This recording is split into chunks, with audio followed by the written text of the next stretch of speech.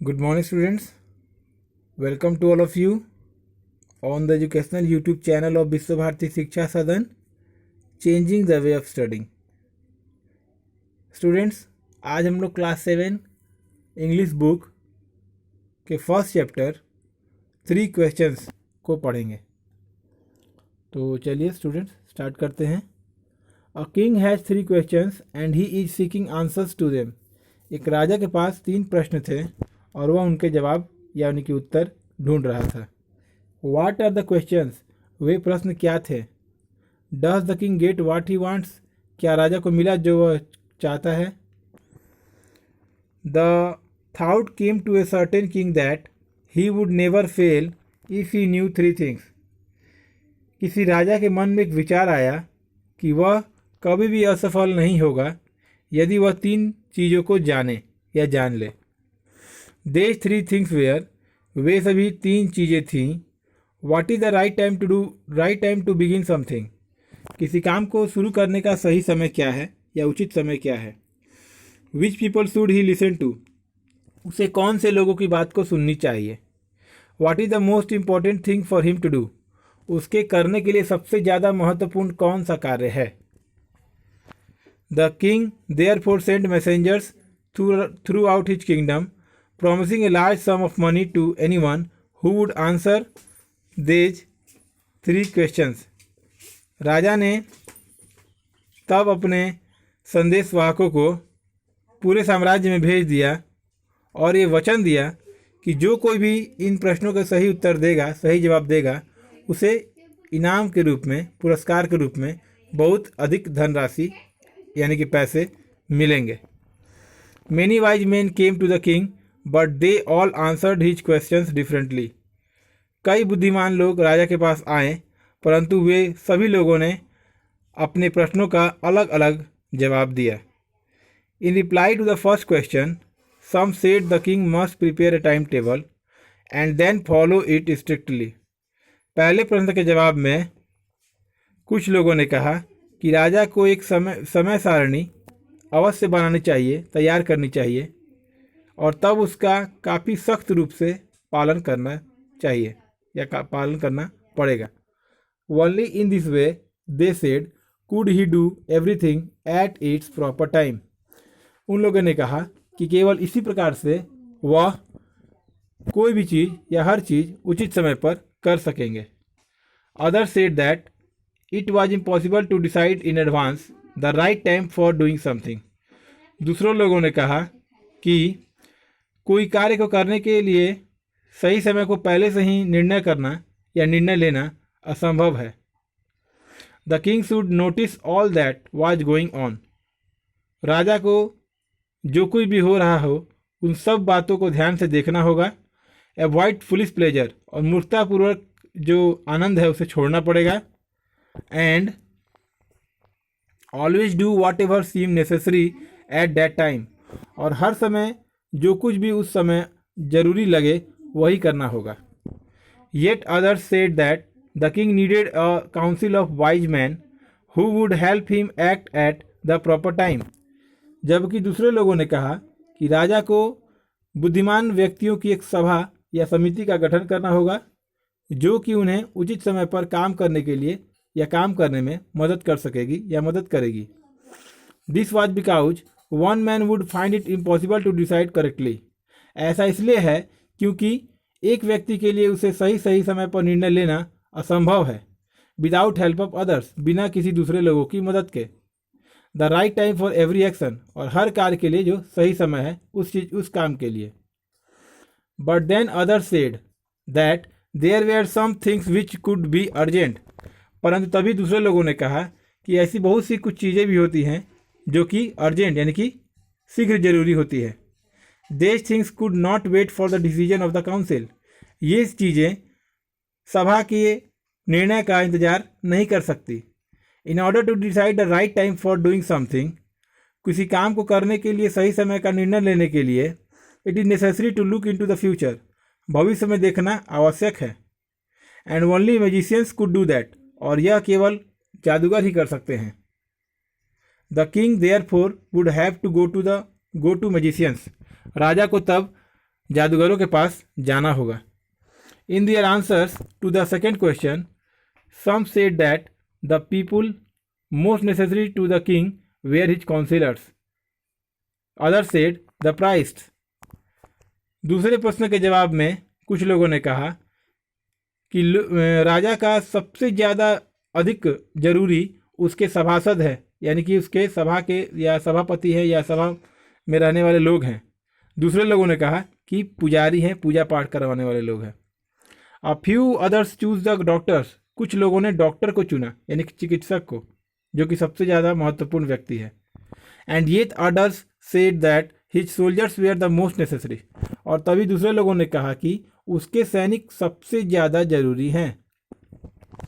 To the third question, some said science, तीसरे प्रश्न के लिए कुछ ने कहा विज्ञान, others choose fighting and yet others religious worship, दूसरे लोगों ने कहा कि युद्ध करना या लड़ना, उसे उन लोगों ने चुना। And yet others religious worship, और तभी दूसरे लोगों ने कहा कि धार्मिक पूजा पाठ। As the answers to his questions were so different, the king was not satisfied and gave no reward. चूंकि उसके प्रश्नों के जवाब बहुत अलग थे, काफ़ी भिन्न थे, इसीलिए राजा संतुष्ट नहीं हुआ और कोई पुरस्कार या इनाम किसी को नहीं दिया। Instead he decided to seek the advice of a certain hermit who was widely known for his wisdom, बल्कि इसके बदले उसने किसी एक साधु से इस बारे में सलाह लेने के लिए फैसला किया, जो कि अपनी बुद्धि के लिए काफ़ी मशहूर था, जाना पहचाना था, प्रसिद्ध था।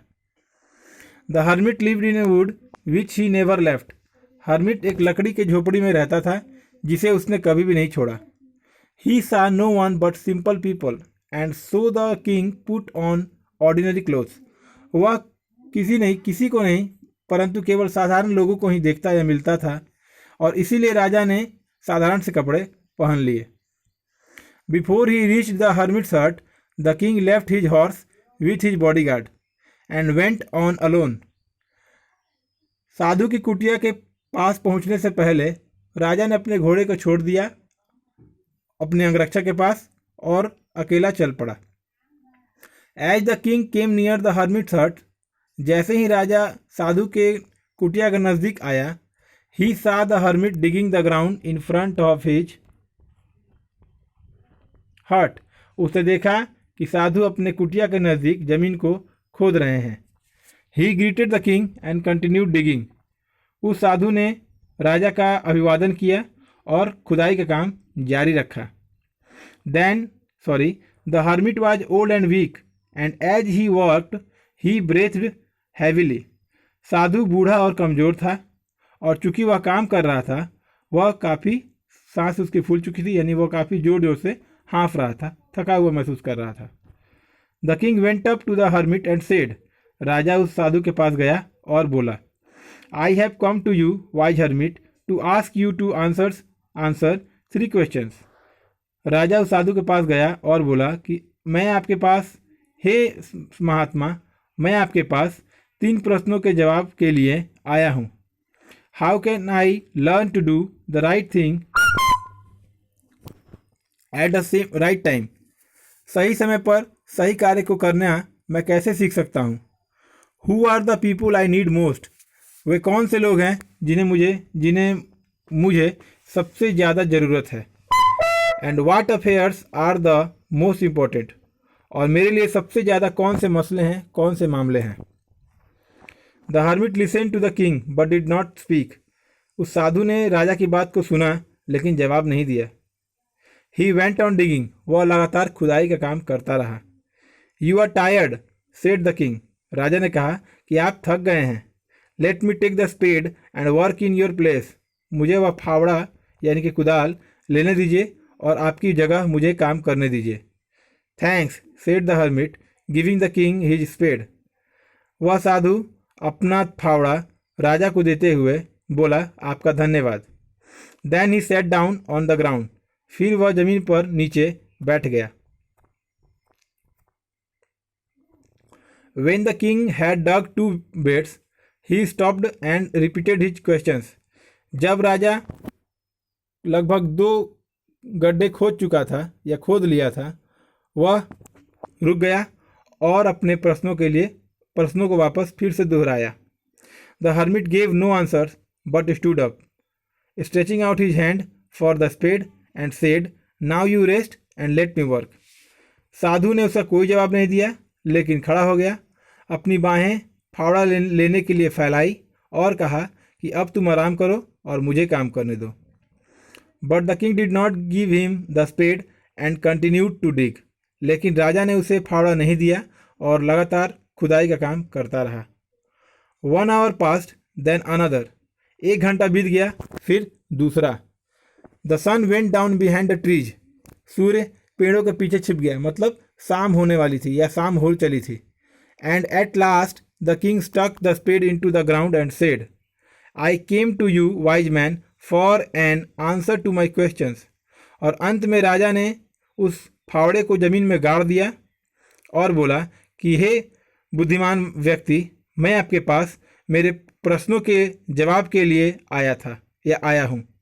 If you can give me no answer tell me so and I will return home. यदि आप मुझे कोई जवाब नहीं देंगे तो मुझे ऐसा बता दीजिए और मैं घर वापस लौट जाऊंगा। Here comes someone running said the hermit. साधु ने कहा कि यहाँ पर कोई दौड़ता हुआ आ रहा है। The king turned round and saw a bearded man running towards them. राजा पीछे की तरफ मुड़ा और देखा कि एक दाढ़ी वाला व्यक्ति उनके तरफ दौड़ता हुआ आ रहा है। His hands were pressed against his stomach from which blood was flowing. उसके हाथ उसके पेट पे पास दबे हुए थे जहाँ से खून बह रहा था। When he reach the king he fainted and fell to the ground. जब वह आदमी दौड़ते हुए राजा के पास पहुँचा तो वह मूर्छित हो गया, बेहोश हो गया और ज़मीन पर गिर पड़ा। The king and the hermit removed the man's clothing and found a large wound in his stomach। राजा और उस साधु ने उस आदमी के कपड़े हटाए और देखा कि उसके पेट में एक बड़ा सा जख्म या घाव हो गया है। The king washed and covered it with his handkerchief, but the blood would not stop flowing। राजा ने उसके घाव को साफ किया और अपने रुमाल से ढक दिया, लेकिन खून का बहना नहीं रुका। The king redressed the wound until at last the bleeding stopped। राजा ने उस घाव का फिर से मरहम पट्टी किया जब तक कि खून का बहना रुक न गया। The man felt better and asked for something to drink। उस आदमी ने कुछ अच्छा महसूस किया और पीने के लिए कुछ मांगा। The king brought fresh water and gave it to him। राजा ताज़ा पानी लेकर आया और उसे उस आदमी को दिया। By this time the sun had set and the air was cool। इस समय सूरज डूब गया था और हवा ठंडी हो गई थी। The king with the hermit's help carried the wounded man into the hut and laid him on the bed। राजा उस साधु के मदद से उस घायल आदमी को झोपड़ी में ले गया और उसे बिस्तर पर लिटा दिया। The man closed his eyes and lay quiet। उस आदमी ने अपनी आंखें बंद की और शांत हो गया, मतलब कि आंखें बंद की और उस आदमी ने और सो गया। The king, tired by his walk and the work he had done, lay down on the floor and slept through the night।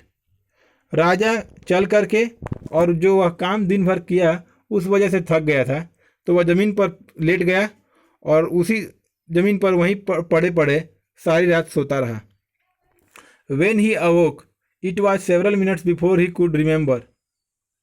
जब वह जागा तो कई मिनट पहले जो कुछ उसे याद था। Where he was or who the strange bearded man lying on the bed was। कि वह कहाँ पर था और वह उस दाढ़ी वाला वह अनजान आदमी कौन है जो उस बेड पर पड़ा हुआ है। Forgive me, said the bearded man in a weak voice when he saw that the king was awake। वह दाढ़ी वाला व्यक्ति एक बहुत ही धीरे आवाज में, मध्यम आवाज में बोला, मुझे माफ़ कर दो, जब उसने राजा को देखा कि राजा जग गए हैं। I do not know you and have nothing to forgive you for, said the king। राजा ने कहा कि मैं तुम्हें नहीं जानता और यह भी नहीं जानता कि मैं तुम्हें किस लिए माफ़ कर दूं। You do not know me but I know you। आप मुझे नहीं जानते, लेकिन मैं आपको जानता हूँ। I am that enemy of yours who swore revenge on you because you put my brother to death and seize my property. मैं आपका दुश्मन हूँ जिसने आपसे बदला लेने की कसम खाई है, क्योंकि आपने मेरे भाई को मार दिया है और मेरी संपत्ति को हड़प लिया है, जब्त कर लिया है। I knew you had gone alone to see that hermit. मैं जानता था कि आप उस साधु से मिलने के लिए अकेले जाएंगे या जा रहे हैं। And I made up my mind to kill you on your way home. और मैंने यह प्लान बनाया, यह योजना बनाई कि आपके घर वापसी के समय मैं आपको जान से मार दूंगा। But the day pass and you did not return. लेकिन दिन बीत गया और आप वापस नहीं लौटे। So I left my hiding place. इसलिए मैं अपने छुपे हुए स्थान से बाहर निकला। And I came upon your bodyguard. और मैं आपके अंगरक्षक के पास गया। Who recognise me. जिसने कि मुझे पहचान लिया। And wounded me. और मुझे घायल कर दिया। I escaped from him but I should have died if you had not dressed my wounds. मैं उस अंगरक्षक के पास से बच निकला, लेकिन मैं मर ही जाता यदि आपने मेरे जख्मों की मरहम पट्टी ना की होती। I wish to kill you and you have save my life. मैं तो आपको जान से मारना चाहता था, लेकिन आपने मेरा जान या मेरा जीवन बचा दिया। Now if I live I will serve you as your most faithful servant and will order my sons to do the same. अब अगर मैं जीवित रहता हूँ तो मैं आपका सबसे अधिक विश्वासी नौकर के रूप में आपकी सेवा करूँगा, और मैं अपने बेटों को भी बिल्कुल ऐसा ही करने का आदेश दूंगा। Forgive me. मुझे माफ़ कर दीजिए। The king was very happy to have made peace with his enemy so easily and to have won him over as a friend. राजा अपने दुश्मन से इतना आसानी पूर्वक शांति समझौता हो जाने पर काफ़ी खुश था, और उसे एक दोस्त के रूप में उसने पा लिया था, जीत लिया था। He not only forgave him, but said he would send his servants and his own doctors to look after him, and he promised to give him back the man his property. उसने बल्कि उसे केवल माफ़ ही नहीं किया, परंतु यह भी कहा कि वह अपने नौकर और अपने डॉक्टर को उसकी सेवा करने के लिए भेजेगा, और उसे वचन दिया कि वह उस आदमी की संपत्ति भी वापस लौटा देगा। Leaving the wounded man, the king went out of the hut and looked round for the hermit. उस घायल आदमी को वहीं पर छोड़कर राजा उस झोपड़ी से बाहर निकला और उस साधु को देखने लगा, खोजने लगा। Before going away he wish once more to get answers to his questions. वहाँ से जाने से पहले उसने उन प्रश्नों के वापस जवाब ढूंढने का फिर से एक बार योजना बनाया कि एक बार और पूछ लेते हैं। The hermit was on his knees sowing seeds in the beds that had been dug the day before. वह साधु अपने घुटनों के बल बैठकर उस खोदे गए गड्ढे में कुछ बीजों को बो रहा था, जो कि गड्ढे एक दिन पहले ही खोदे गए थे। The king went up to the hermit and said, for the last time I beg you to answer my questions wise man. राजा उस साधु के पास गया और बोला कि हे बुद्धिमान मनुष्य, आखिरी बार मैं आपसे मेरे प्रश्नों के जवाब देने की विनती करता हूँ। You have already been answered, said the hermit, still bending down to the ground and looking up at the king as he stood before him. उस साधु ने उस जमीन पर बैठे बैठे राजा की तरफ देख करके कहा कि आपको आपके प्रश्नों के जवाब तो पहले ही मिल चुके हैं। How have I been answered? What do you mean? राजा ने कहा कि मुझे प्रश्नों के जवाब कहाँ मिले, कैसे मिले, आपके कहने का क्या मतलब है। Do you not see? replied the hermit. साधु ने जवाब दिया कि क्या तुमने नहीं देखा। If you had not pitied my weakness yesterday and had not dug this beds for me you would have gone away. यदि तुम मेरे कमजोरी पर पिछले दिनों अगर तुम्हें दया नहीं आती और तुम मेरी जगह पर गड्ढे नहीं खोदते तो तुम कल ही चले गए होते। Then that man would have attacked you and you would have wished you that stayed with me. तब वो आदमी तुम पर हमला करता और तुम तब मेरे साथ रहने के लिए कहते। So the most important time was when you were digging the beds. इसलिए सबसे ज़्यादा महत्वपूर्ण समय वह है जब तुम ये गड्ढे खोद रहे थे। And I was the most important man, और मैं वो सबसे महत्वपूर्ण आदमी था। And to do me good watch your most important business, और मेरे लिए जो सबसे अच्छा काम है वो जो तुमने किया है। Afterwards when the man ran to us, इसके बाद जब वो आदमी दौड़ते हुए हमारे पास आया, the most important time was when you were caring for him, और सबसे महत्वपूर्ण समय वह है जब तुमने उसकी देखभाल की। Because if you had not dressed him wounds he would have died without having made peace with you, क्योंकि अगर तुमने उसके घाव पे मरहम पट्टी नहीं की होती तो वह तुमसे बिना शांति समझौता किए हुए मर जाता। So he was the most important man, इसीलिए वह सबसे ज़्यादा महत्वपूर्ण व्यक्ति है। And what you did for him was your most important business, और जो तुमने उसके लिए किया है यह तुम्हारा सबसे ज़्यादा महत्वपूर्ण पेशा है या काम है। Remember then there is only one time that is important and that time is now. याद रखना कि केवल एक ही समय है जो कि सबसे ज़्यादा महत्वपूर्ण है, और वह समय है अब। It is the most important time because it is the only time we have any power to act. यह सबसे ज़्यादा महत्वपूर्ण समय है क्योंकि यही केवल ऐसा समय है जब हमारे पास कुछ काम को करने के लिए कोई भी शक्ति या किसी भी प्रकार की शक्ति या ताकत होती है। The most necessary person is the person you are with at a particular moment, for no one knows what will happen in the future and whether he will meet anyone else. सबसे ज़्यादा जरूरी व्यक्ति वह व्यक्ति है तुम्हारे लिए जो किसी विशेष क्षण में तुम्हारे साथ रहे, बिना किसी काम के या बिना किसी वजह यह जाने भविष्य में भले तुम उससे मिलो या भले तुम किसी और व्यक्ति से मिलो या ना मिलो। The most important business is to do that person good. सबसे ज़्यादा महत्वपूर्ण काम उस व्यक्ति के लिए अच्छा करना है। Because we were sent into this world for that purpose alone, क्योंकि हम लोगों को या हमें इस दुनिया में इस उद्देश्य से अकेले ही भेजा गया है कि हम लोगों की देखभाल करें। तो स्टूडेंट्स, ये था आज का क्लास। आपको ये क्लास कैसा लगा, वीडियो कैसा लगा, आप कमेंट सेक्शन में जाकर जरूर बताएं। और कहीं अगर इस चैप्टर से रिलेटेड कोई भी प्रॉब्लम है तो वो भी आप बता सकते हैं कमेंट सेक्शन में जा करके। वीडियो को लाइक ज़रूर करें और शेयर करें। Thank you very much.